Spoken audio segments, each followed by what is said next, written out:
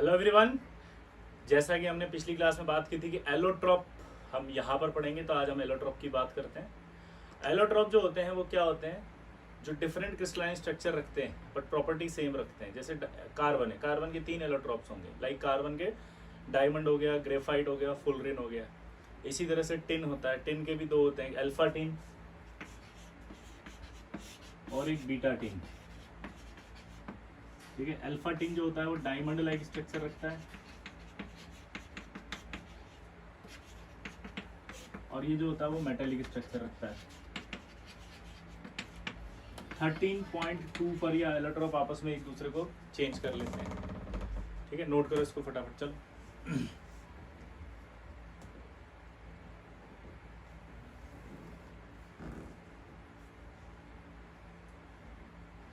हो गया। तो अल्फा टिन और बीटा टिन की बात करते हैं तो अल्फा टिन जो होता है वो 13.2 पर किस में कन्वर्ट हो जाएगा, बीटा में, और बीटा वापस किस में आ जाएगा, अल्फा में। और ये होता है आपका ग्रे कलर में, और ये होता है वाइट। एक बार की बात है कि जो नेपोलियन बोनापार्टा था, एल्प्स की पहाड़ियाँ जो फ्रांस और इटली के बीच में होती है, एल्प्स, वहाँ पर उसकी जो आर्मी थी, वो आर्मी जो थी वहाँ पर तैनात थी। अब आर्मी नो डाउट कोट पहना हुआ होगा आर्मी वालों ने, और उसके बटन होंगे, वो बटन अपने आप चेंज हो गए थे, उनका कलर चेंज हो गया था। ठीक है, अब वो कलर चेंज हो गया तो उस जमाने में क्या है, भूत प्रेत जैसी बातें सामने आने लगी। लेकिन बाद में क्या पता चला कि वो तो टेम्परेचर जो था 13.2 डिग्री सेंटीग्रेड अगर हो गया तो एक क्रिस्टलाइन स्ट्रक्चर से वो दूसरी क्रिस्टलाइन स्ट्रक्चर में कन्वर्ट हो जाएगा। तो बटन जो थे उनका कलर चेंज होने का रीजन आपसे पूछा जाएगा। पूरा लैंग्वेज आती है सवाल में कि नेपोलियन बोनापार्टा की जो आर्मी थी, उनके जो सोल्जर थे वो एल्प्स पहाड़ी पर तैनात थे, वहाँ पर आपका उनके जो कोट थे उनके बटन चेंज हो गए थे, कलर चेंज हो गया था। तो रीजन क्या आएगा, तो रीजन आपका आंसर में आएगा कि जो टिन है उस टिन की क्रिस्टलाइन स्ट्रक्चर चेंज हो गई थी, जिसलिए कलर चेंज हुआ था वो। ठीक है, तो टिन के 2 एलोट्रोप आपको ध्यान रखना अच्छे से।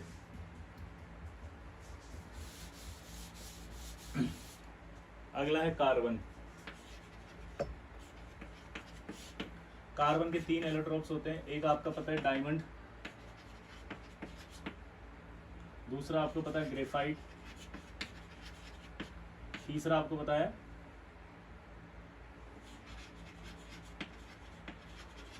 फुलरिन। डायमंड का जो स्ट्रक्चर है वो नेटवर्क 3D लाइक स्ट्रक्चर होता है, ऐसे।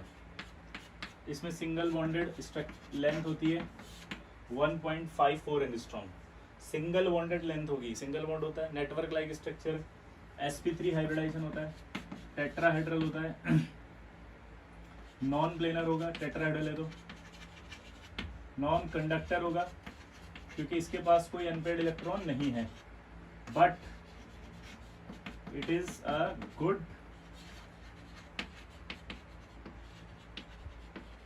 Thermal conductor. एक बात दिमाग में अच्छे से बिठाना, कंडक्टर जब भी वर्ड आए तो इलेक्ट्रिकल कंडक्टेंस देखते हैं, कंडक्टर वर्ड जब आए तो क्या देखते हैं, इलेक्ट्रिकल कंडक्टेंस।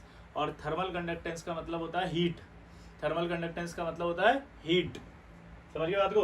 तो डायमंड जो होता है, हीरा, हीरा जिसे कहते हैं, हीरा, हीरा sp3 हाइब्रिडाइजेशन रखेगा, टेट्राहेड्रल होगा, उसकी जो लेंथ होगी वो 1.54 एंगस्ट्रॉम होगी, वो नॉन प्लेनर होगा, वो नॉन कंडक्टर होगा। यानी कि अगर हीरे के अंदर करंट लगाएं और इधर से हम हीरे को पकड़ लें तो हमें करंट नहीं आएगा।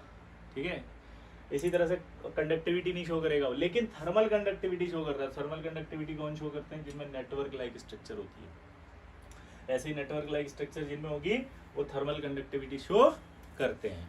क्लियर। तो ये डायमंड हो गया। डायमंड के बाद आता है ग्रेफाइट।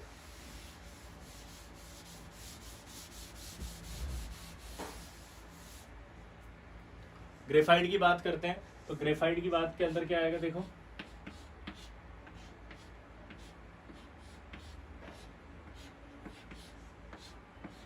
ये ऐसे लेयर्ड स्ट्रक्चर होती है ग्रेफाइट।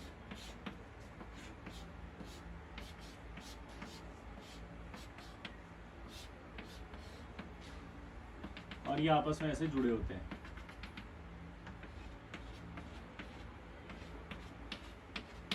ये जो आपकी लेयर्ड स्ट्रक्चर दिखाई दे रही है, लेयर्ड स्ट्रक्चर जो दिख रही है इसमें आपके वॉन्डरवाल फोर्स होते हैं, week van der Waal force.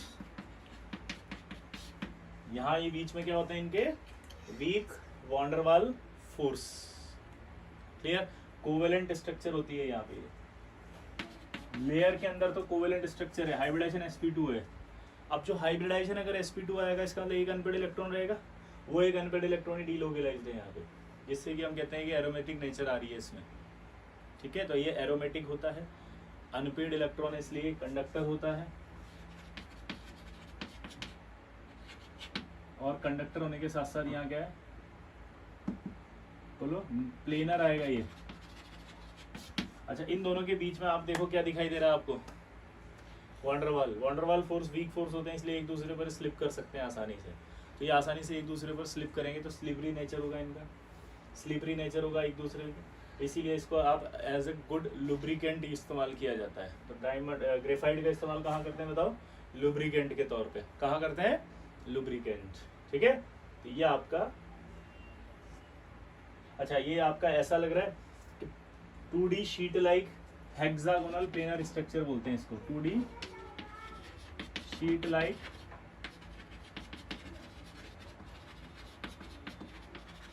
Hexagonal planar structure है।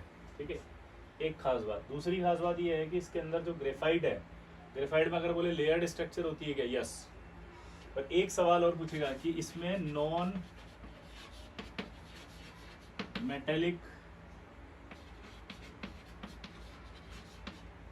कोवेलेंट बॉन्ड होता है क्या, यस। ये नॉन मेटेलिक कोवेलेंट बॉन्ड का मतलब होता है कि क्या इस कोवेलेंट बॉन्ड में कोई मेटेलिक कैरेक्टर है, तो आंसर है नो। प्योर कोवेलेंट है तो सारा सी सी सी सी सी सी बॉन्ड है। तो वह कभी कभी ऐसे बोल देता है कि कैसा बॉन्ड है इसमें, तो नॉन मेटेलिक कोवेलेंट बॉन्ड है, किसी तरह का कोई मेटेलिक कैरेक्टर इसके अंदर नहीं आएगा। ठीक है, ये आपका हो गया डायमंड। फुलरिन की बात करें तो जो फुलरिन होती है ना, उसका नाम था बकमिंस्टर फुलरिन।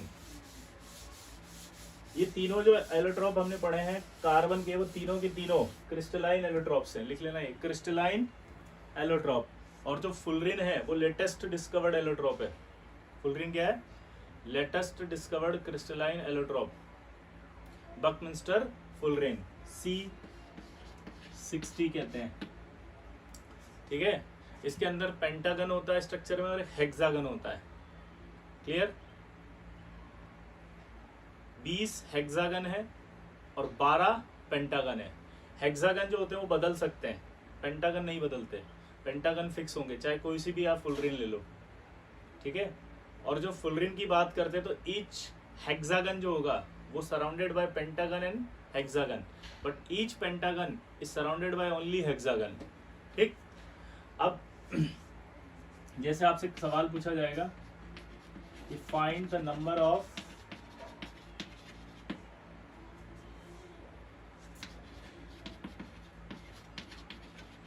हेक्सागोनल रिंग्स इन C80, C80 में निकालो। तो इसका एक फॉर्मूला होता है A/2 n+10, जहां A जो है वो आपके होंगे number of carbon,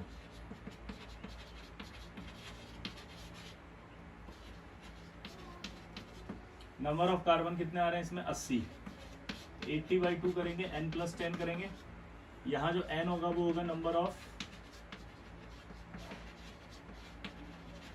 hexagonal rings,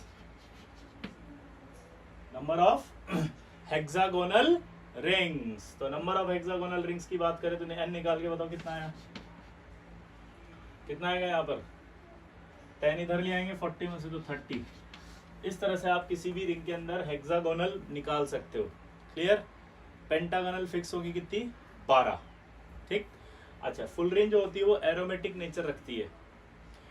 fullerene ऐसे फुटबॉल लाइक स्ट्रक्चर होगी। अगर आप इस एरिया की बात करोगे तो प्लेनर जैसा दिखाई देगा, इधर बात करोगे तो प्लेनर दिखेगा, लेकिन ओवरऑल ये क्या है, नॉन प्लेनर की तरफ ही जाएगा। ठीक है, तो यहाँ पर बहुत ये ऐसी स्ट्रक्चर कभी पूछी नहीं जाती, मतलब ये कॉन्ट्राडक्टरी होती है, क्योंकि इसका एक सरफेस प्लेनर है, दूसरा नॉन प्लेनर है, ओवरऑल फुटबॉल है तो नॉन प्लेनर हुई। एरोमेटिक नेचर है लेकिन, क्योंकि इस एक लेयर में एरोमेटिसिटी आ रही है। ठीक है, तो एरोमेटिक नेचर आपको बोलनी है। अगर आता है कि एरोमेटिक है क्या, यस, तो फुलरिन एरोमेटिक है। तो ये आपके हो गए डायमंड। और ये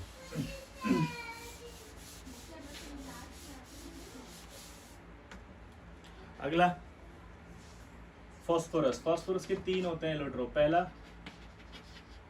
व्हाइट फॉस्फोरस, दूसरा रेड फॉस्फोरस, तीसरा ब्लैक फॉस्फोरस। व्हाइट फॉस्फोरस की बात करते हैं। व्हाइट फॉस्फोरस जो होता है उसका स्ट्रक्चर ऐसा होता है, ये हमने पहले भी पढ़ा था, P4। क्यों? क्योंकि फॉस्फोरस डबल बॉन्ड नहीं बना रहा था, 3p pi sideways overlapping is not possible, और इसीलिए व्हाइट फॉस्फोरस को हम P4 सिंबल से बताते हैं, P4। व्हाइट फॉस्फोरस का क्या होगा रिप्रेजेंटेशन? P4। ये P4 आ गया। अब इस P4 के अंदर आपसे पूछा एंगल, तो एंगल की वैल्यू मैं बता रहा हूँ, थीटा होता है यहाँ पर 60, ठीक है। अब आपसे सवाल पूछा है उसने कि P बॉन्ड एंगल कितने हैं, तो आपसे बोला इसके अंदर कि P बॉन्ड एंगल कितने हैं, तो P बॉन्ड एंगल कितने जरा देखते हैं।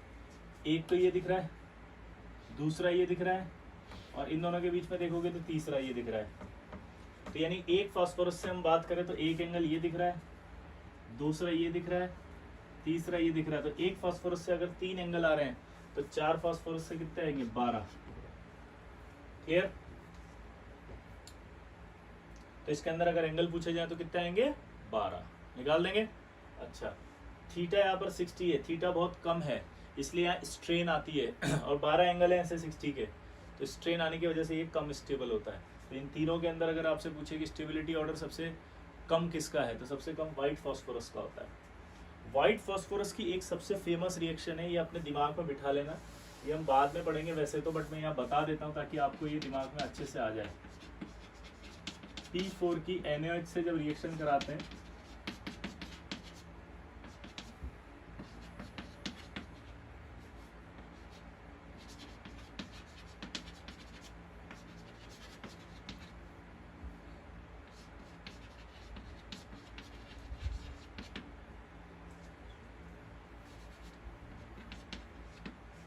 इसका नाम होता है सोडियम हाइपोफॉस्फाइट। आपको याद होगा इसका नाम हाइपोफॉस्फोरस एसिड होता है। हाइपोफॉस्फोरस एसिड का एक एच गया है, एक एच गया है तो नाम क्या बनेगा? हाइपोफॉस्फाइट। इसका ऑक्सीडेशन स्टेट आएगा -3 और इसका आएगा +1। इस गैस का नाम होता है फॉस्फीन। फॉस्फीन गैस है, और ये फॉस्फीन जो होती है इसकी स्मेल होती है रोटन फिश। रोटन फिश का मतलब होता है, बताओ रोटन फिश क्या होती है? तो रोटन फिश का मतलब होता है ऐसी स्मेल जो सड़ी हुई मछली की जैसी हो। रोटन फिश मतलब सड़ी हुई मछली, जैसे हम बोलते थे H2S रोटन एग, नाम सुना हो तो। रोटन एग मतलब सड़े हुए अंडे जैसी स्मेल, ये सड़ी हुई मछली जैसी स्मेल आती है। ये इंपॉर्टेंट रिएक्शन है, ये डिसप्रोपोर्शनेशन हुआ है यहाँ पर देखो आप, ये 0 से -3 गया और ये 0 से +1 गया है, ठीक है।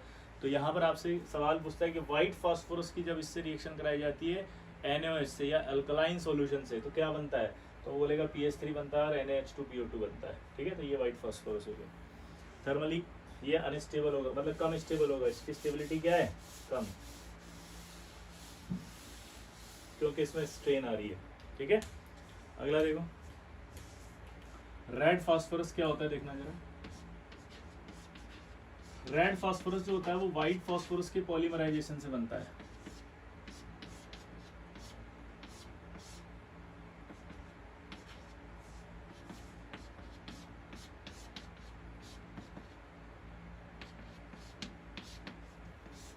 इसको जब हीट करते हैं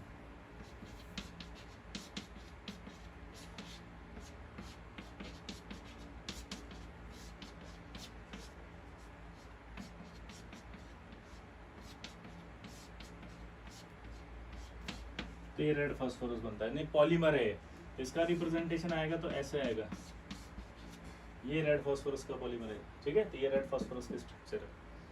अच्छा एक बात बता दूं मैं आपको, हम यहाँ पर जो एलोट्रॉप्स की स्ट्रक्चर पढ़ रहे हैं, प्रॉपर्टीज हम पढ़ेंगे P ब्लॉक में बाद में।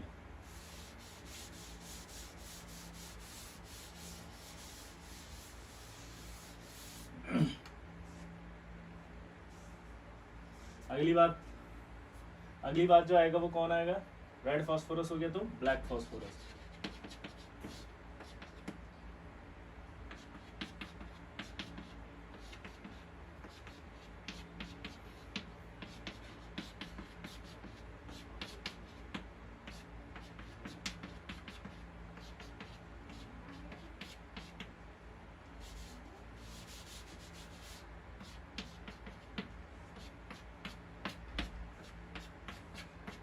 ये ब्लैक फास्फोरस होता है, ऐसे चलता जाएगा ये एक 3D नेटवर्क लाइक स्ट्रक्चर होता है। इसको प्लेनर मत समझना, क्यूबिक स्ट्रक्चर है ये।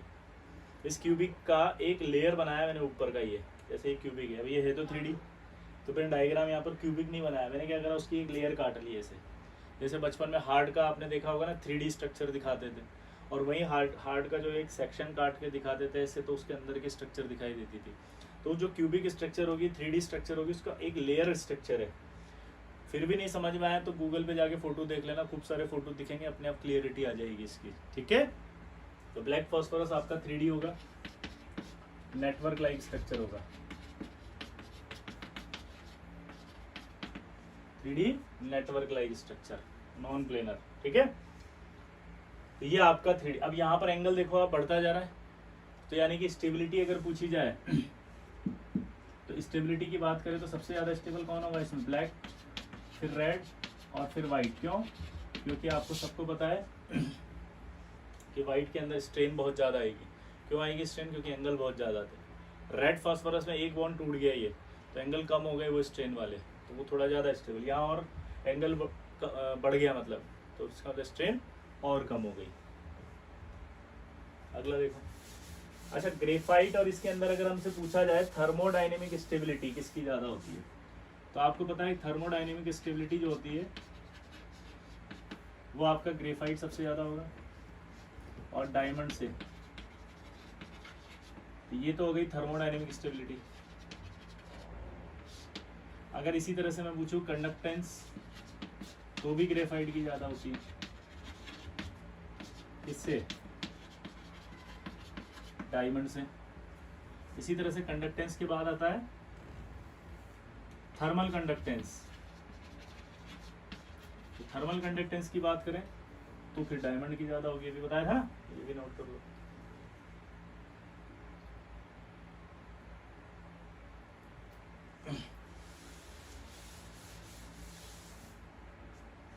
अगला है SO3। SO3 के अल्फा, बीटा और गामा होते हैं 3। अल्फा, बीटा और गामा, इसमें से गामा SO3 की बात कर रहे हैं पहले। गामा SO3 जो होता है वो होता है ट्राइमर ऑफ SO3, और ये हमने पहले भी बनाया था।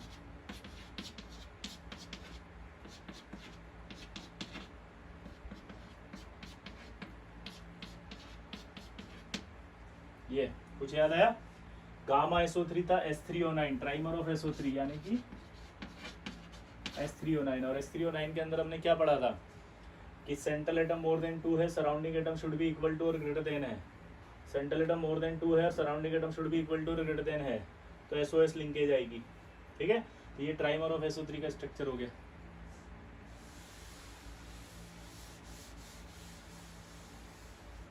बीटा SO3 ऐसा होता है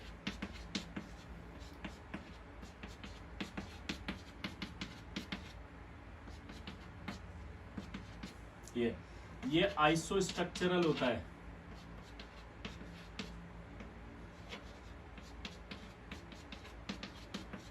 आपसे एक सवाल पूछता है कि किसके आइसो स्ट्रक्चरल है, तो ये CrO3 के आइसो स्ट्रक्चरल है। किसके आइसो स्ट्रक्चरल है? CrO3 के। देखो ठीक है, ऐसा क्यों हो रहा है ये मैं आपको थोड़ा सा हिंट देना चाह रहा हूँ, ध्यान से सुनना। मेंडलीफ अगर याद हो तो मेंडलीफ ने एक बात बोली थी, अगर आप ध्यान से देखें तो क्रोमियम का कॉन्फ़िगरेशन आपको नजर आएगा 3d5 4s1, सल्फर का देखेंगे तो आएगा 3s2 3p4। इसके वैलेंस इलेक्ट्रॉन भी 6 हैं, इसके वैलेंस इलेक्ट्रॉन भी 6 हैं, तो इनमें प्रॉपर्टी सेम पाई जाएगी। जैसे मैं आपको बताता हूँ, क्रोमियम अगर CrO3 बना रहा है तो सल्फर भी SO3 बनाता है। क्रोमियम बनाता है क्रोमेट, तो सल्फर भी बनाता है सल्फेट। इसीलिए मेंडलीफ ने इन दोनों को कहाँ रखा था याद है? इसका नाम दिया था 6th B ग्रुप और इसका दिया था 6th A ग्रुप, इसलिए उसने एक ग्रुप में रखा था। प्रॉपर्टी सेम आ रही थी थोड़ी थोड़ी, तो क्लियर।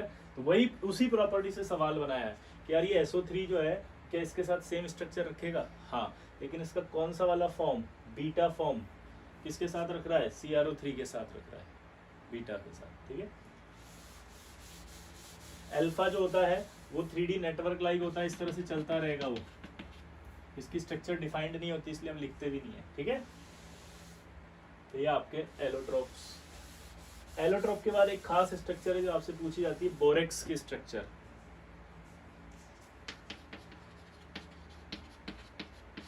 Na2B4O7। Na2B4O7 जो है ये कहलाता है .10H2O बोरेक्स, और इसको ऐसे भी लिखा जाता है।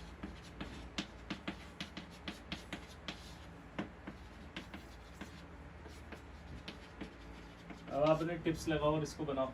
सेंट्रल एटम मोर देन 2 है, हाँ। Surrounding atom should be equal to और ग्रेटर देन है, हाँ। इक्वल है, ये ग्रेटर है। साइक्लिक बनेगा, हाँ।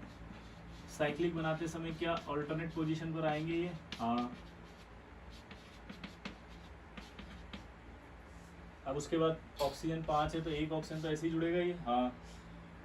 शेयरिंग करना पड़ेगा। शेयरिंग करते समय इस बात का ध्यान रखना कि आपको इस तरह से शेयर करना है कि रिंग जो है वो 6 मेंबर या 5 मेंबर रने, जैसे 1 2 3 4 5 6, ये 6 मेंबर है, तो ये वाली शेयरिंग भी सही है। यानी इसका स्ट्रक्चर में यहाँ रिंग बनाओ कोई फर्क नहीं पड़ रहा, या बना दो तो भी कोई फर्क नहीं पड़ रहा। 1 2 3 4 5 6 एक ही बात है।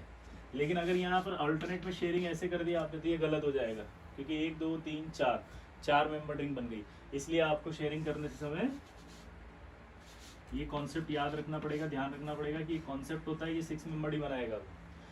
तो ये बीच में से क्यों बनाते हैं, ऐसा नहीं होता कि बीच में से बना रहे हैं, ये 6 मेंबर रिंग हो रही है इसलिए यहाँ से बना रहे हैं। तो अगर आपको एक स्ट्रक्चर दे दे जिसमें वो यहाँ यू बना दे, तो आप ये नहीं कहेंगे कि सर गलत स्ट्रक्चर है, आपने तो ऊपर से बनाई थी। एक ही बात है दोनों। अब ये सेटिस्फाइड करना था मेरे को इसको, बोरोन को। 4 OH है तो चारों सेंटर एटम से जुड़ेंगे। अब यहाँ पर आपका माइनस आएगा, क्योंकि 4 बॉन्ड तभी बन सकता है जब माइनस हो।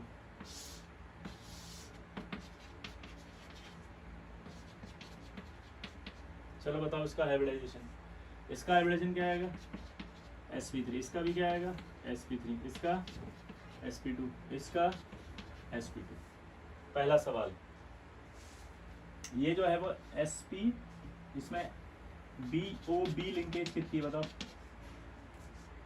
बोरेक्स में पूछेगा BOB लिंकेज कितनी है, तो 1 2 3 4, तो लिंकेज कितनी हुई, 4।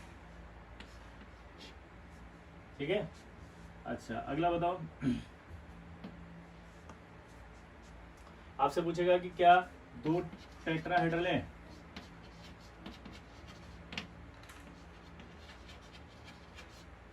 टू टेट्राहेड्रल यूनिट्स हैं, हाँ। और क्या 2 ट्राइगोनल प्लेनर यूनिट है, हाँ।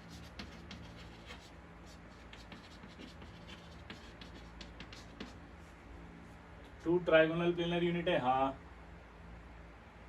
अगला, क्या all atoms are in same plane,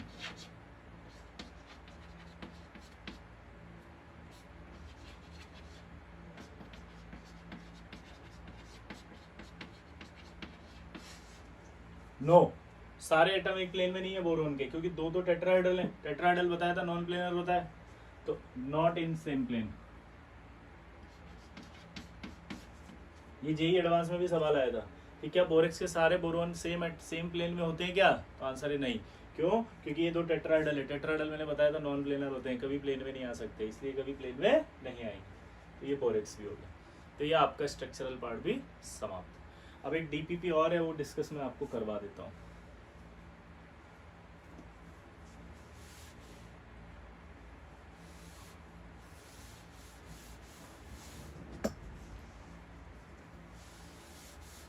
hybridisation वाली एक डीपीपी पढ़ी थी अपन ने, याद हो तो।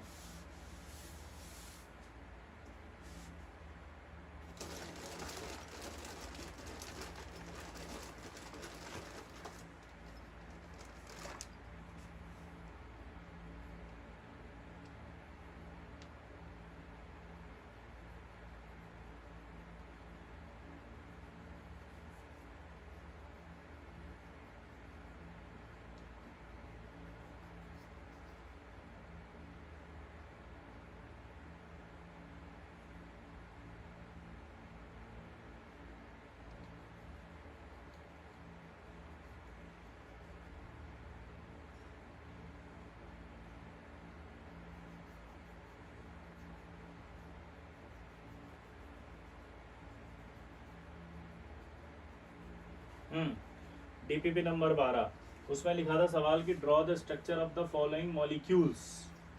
तो देखो ड्रॉ द स्ट्रक्चर, HCF2 था, हाइब्रिडेशन निकाला होगा आपने तो sp आया होगा, लीनियर आया होगा, तो ये आपका मॉलिक्यूल ऐसा बना होगा।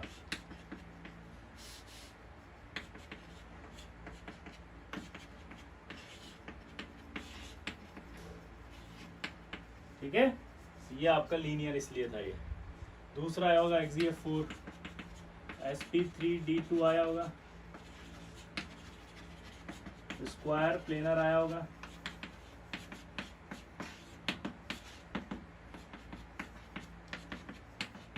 ये बना होगा। ठीक है, तीसरा XeF5 माइनस है, तो आपने जब बनाया होगा तो ये sp3d3 आया होगा, पेंटागोनल प्लेनर ज्योमेट्री थी इसकी। और आपने जब बनाया होगा तो ये ऐसा बना होगा। डीपीपी 12 की बात चल रही है, ये एक लोन पेयर, एक लोन पेयर, F यहाँ F यहाँ F और यहाँ F।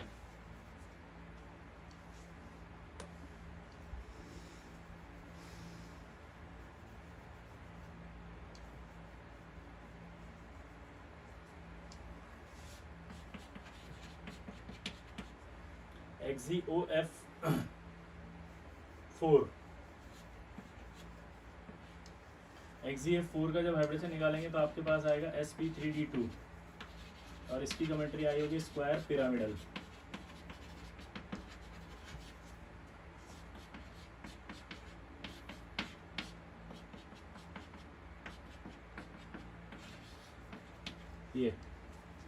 ये स्क्वायर पिरामिडल है। और एक बात याद रखना, अगर ये ऑक्टाहेड्रल ज्योमेट्री में अगर 2 लोन पेयर रखने हो तो अपोजिट, 2 डबल बॉन्ड रखने हो तो भी opposite, 1 lone pair 1 double bond रखना हो तो भी अपोजिट, वरना रिपल्शन आ जाता है।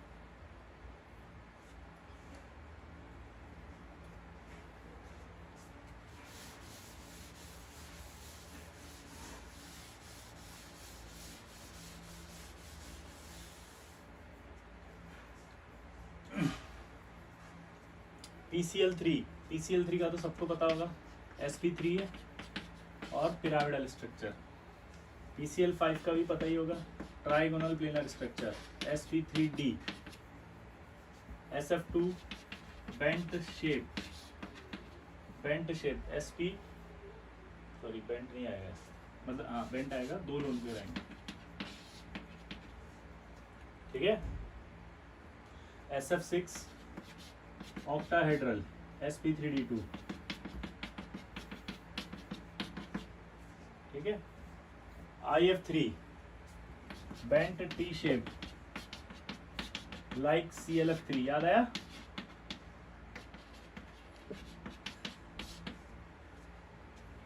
IF5 पिरामिडल, कैसे, आयोडीन में 7 होंगे, हाइब्रिडेशन निकालोगे तो क्या आएगा, ये sp3d ट्रू, sp3d2 में 1 लोन पेयर, तो ज्योमेट्री का नाम क्या होता है, स्क्वायर पिरामिडल।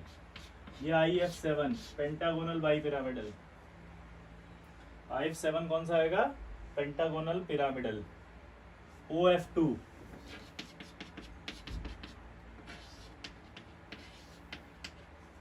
ये आपका sp3 और ये बेंट शेप आ जाएगा इसका OF2 का। NO3 माइनस,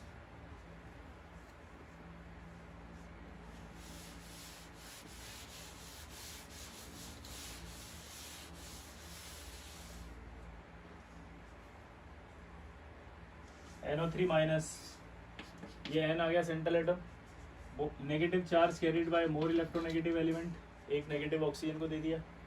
अब जो ऑक्सीजन बचा वो डबल बॉन्ड से जुड़ गया एक, लेकिन एक ऑक्सीजन और है। अब नाइट्रोजन की वैलेंसी तो 3 है, सेटिस्फाइड हो गई, तो इसका मतलब अब वो क्या करेगा, कोऑर्डिनेट बनाएगा। ये स्ट्रक्चर आ गया इसका, sp2 hybridisation planar. ClO4 minus का बनाओ तो Cl लिखो पहले, नेगेटिव चार्ज कौन है, ऑक्सीजन, बाकी ऑक्सीजन 3 बचे तो 3 डबल बॉन्ड से जुड़ जाएंगे, 3 डबल बॉन्ड से जुड़ गई है। ठीक है, अगला SF4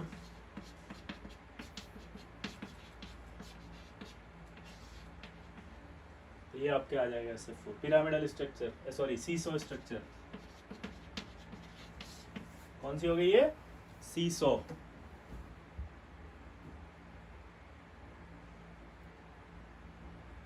अगला I3+।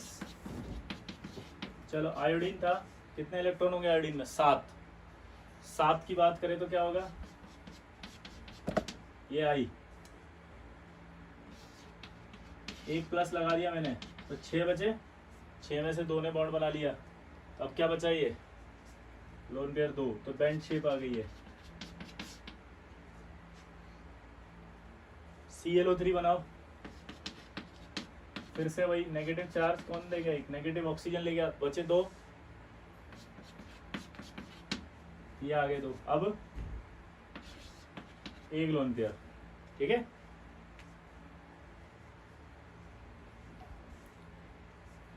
अगला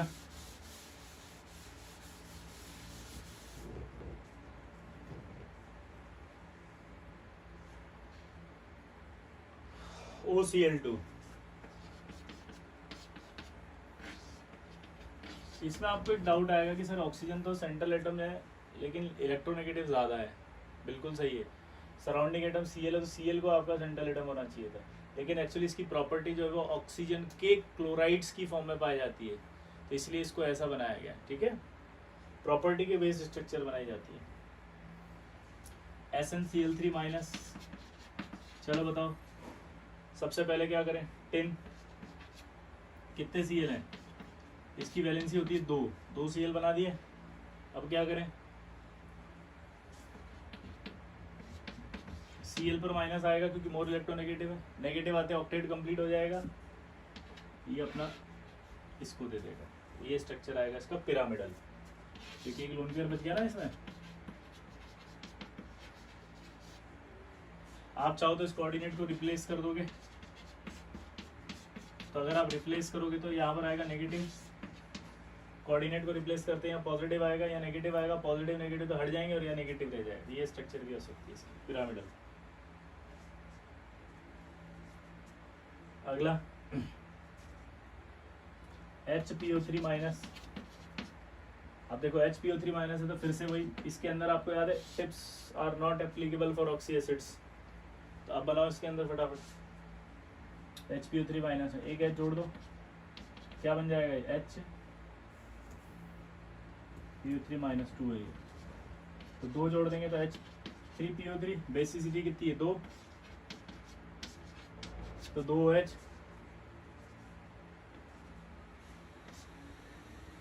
अब OH OH आ गया। अब क्या करें? ये H बोलो और ये डबल बॉन्ड। अब अगर 2 माइनस है तो यहाँ से एक हट जाएगा, यहाँ से एक हट जाएगा, ये एक नेगेटिव, एक नेगेटिव, ठीक है।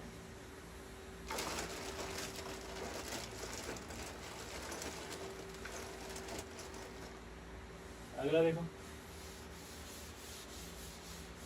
भैया, ये डीपीपी डिस्कशन चल रहा है, डीपीपी में स्ट्रक्चर ऐसे ही बनाई जाती है, पढ़ा चुका हूँ, ये रिवाइज करना। हाँ, बाद में कहोगे सर ने तो जल्दी जल्दी स्ट्रक्चर बना दिया, समझ में ही नहीं आया। ये तो पढ़ा चुका हूँ, तो स्ट्रक्चर बना रहा हूँ, आपको प्रैक्टिस करनी है बहुत सारी। SO3-2 है, बेसिसिटी 2 है तो 2H प्लस जोड़ दो, H2SO3 बेसिसिटी 2 है, 2 OH जोड़ दो, डबल बॉन्ड और एक लोन पेयर। हाइब्रिडाइजेशन देखो sp3 आएगा, पिरामिडल स्ट्रक्चर, क्या नाम होगा इसका? पिरामिडल। अब यहाँ से H हटा दो तो नेगेटिव नेगेटिव आ जाएगा। IO3-, एक H जोड़ना पड़ेगा तो ये HiO3 बन जाएगा। अब ये I आ गया, एक बेसिसिटी तो एक आएगा, इसी ये भी 2 आएगा और ये 2।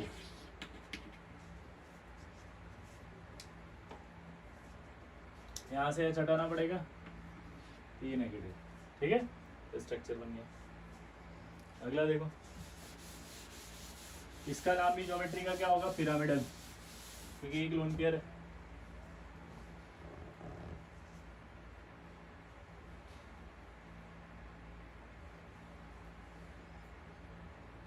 अगला XeO3 जीनॉन है, 3 ऑक्सीजन डबल बॉन्ड से जुड़ेंगे, 8 वैलेंस इलेक्ट्रॉन होते हैं तो एक लोन पेयर होगा, तो इसका मीन ज्योमेट्री का नाम आ जाएगा पिरामिडल। हाइब्रिडाइजेशन क्या आएगा sp3। अगला XeF4 दो बार आ गए। XeF4 का वही स्क्वायर प्लेनर,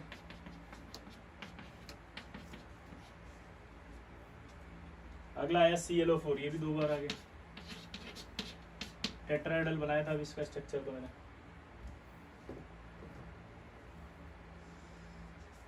NO2 माइनस, ये N negative charge carried by more electronegative element, यानी कि ऑक्सीजन दे दिया इसको मैंने, तो नेगेटिव चार्ज दे दिया मैंने। अब नेगेटिव चार्ज देने के बाद क्या हुआ ये देखो, हाइब्रिडेशन क्या आएगा sp2 और ये प्लेनर।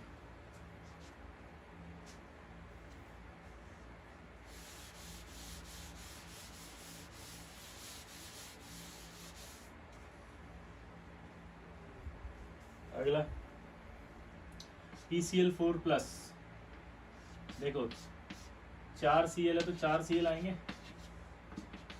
ये प्लस टेट्राहेड्रल। POCl3 5 बॉन्ड बना सकता है, एक ऑक्सीजन डबल बॉन्ड से जुड़ा और बाकी 3 Cl। ये कैसे बना होगा फिर से बता देता हूँ। यहाँ पर ये 3 Cl होते हैं, एक लोन पेयर होता है, Cl पर प्लस है, ये क्या करता है अपना लोन पेयर इसको दे रहा होता है। जब आप इसको हटा के बनाओगे तो एक और बन सकता है, ये Cl और ये दे रहा है इसको, तो यहाँ क्या आएगा Cl, यहाँ प्लस आ जाएगा, वहाँ माइनस आएगा, वो प्लस और माइनस कैंसिल हो जाएंगे। SO सल्फेट आयन,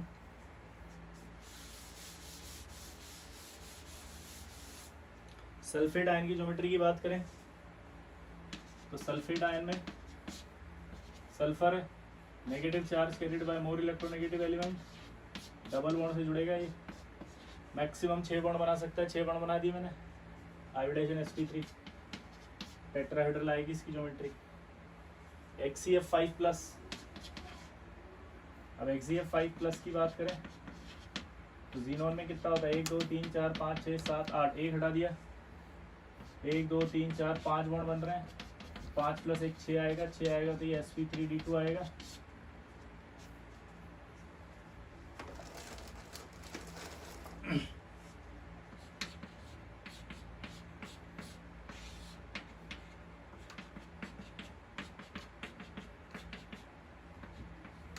ये यहाँ प्लस आ जाएगा। इसकी ज्योमेट्री होती है स्क्वायर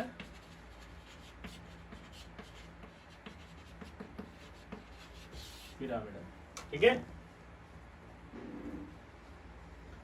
ये आपका 11th का कोर्स हो गया समाप्त, 11th कंप्लीट हो गई है, डिस्कशन बचा हुआ है। अगर आपको कुछ एक्स्ट्रा पढ़ना हो, कुछ बोलना हो, कोई टॉपिक आपको पढ़ना हो तो आप मुझे ग्रुप पे मैसेज डाल देना कि सर 11th में ये टॉपिक भी पढ़ा दो, तो मैं पढ़ा दूंगा।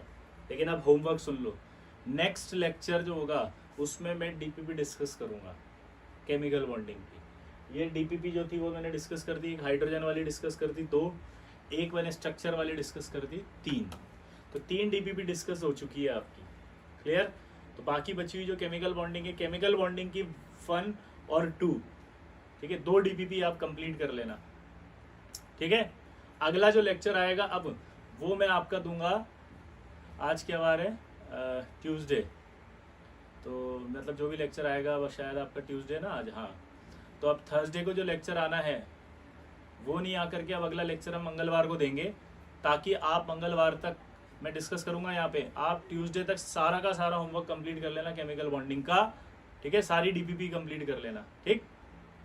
और शीट के अंदर भी एक्सरसाइज 1 कंप्लीट कर लेना, ताकि मैं शीट के एक्सरसाइज 1 को डिस्कस करा दूंगा। और ग्रुप पर मैसेज डाल देना कि ये वाले सवाल डाउट है, तो मैं ग्रुप पे डिस्कस नहीं करूंगा, मैं वीडियो बना करके आपको सारे सवाल बता दूंगा।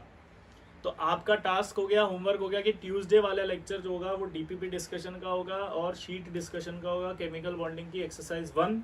मैं वही क्वेश्चन यहाँ डिस्कस करूंगा जो आपने मुझे ग्रुप पे लिख के दिए होंगे कि सर ये सवाल हैं, ये वाले डाउट्स बताओ, क्वेश्चन नंबर ये है, ठीक। चलिए मिलते हैं अगली बार, बाय।